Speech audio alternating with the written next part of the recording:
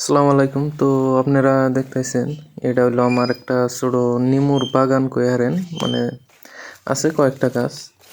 আজকে তার মানে এই গাছগুনা উপরে যে এক্সট্রা হইছে ওই ডাইলগুনা মানে সাইডা দিম। তো সাইডা দিম কেন নিকে আপনাকে আগে কমো। তো এই ডাইলগুনা যে আমি কাটতাইছি, এই ডাইলগুনা না কাটলে তার মানে নিমু গাছে নিমুর ফলন কম হয় আর গাছের গ্রোথ মানে বেশি একটা ভালো থাকে না।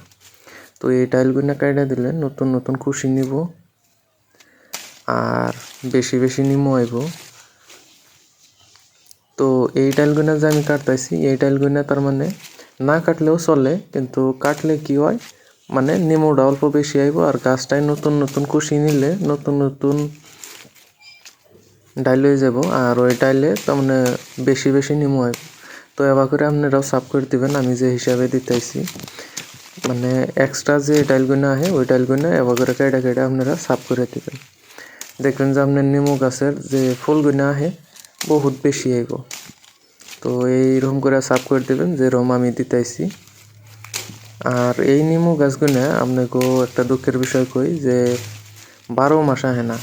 তার মানে কিছু কিছু গাছ আছে যে সবসময় নিমু ধরে, কিন্তু এই গাছগুনায় সবসময় নিমু ধরে না, সিজনে সিজনে ধরে।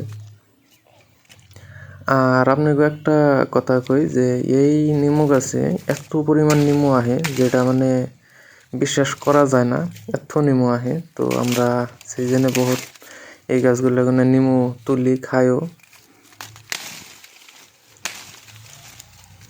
তো এরকম করে আপনারা নিমু গাছের ডাইল কাইটে দিবেন আপনার বাড়িতে যদি থাকে, 2টা থাক 4টা থাক বা বেশি থাক, আপনারা কাইটে কমিয়ে দিবেন। তো গাছের গ্রোথটা ভালো হবো আর নিমু বেশি বেশি আইব।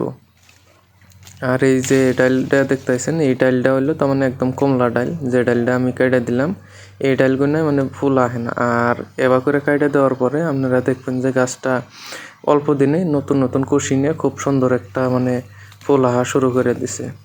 তো ভিডিওটা আপনাকে কেমন লাগলো কমেন্ট করে জানাবেন।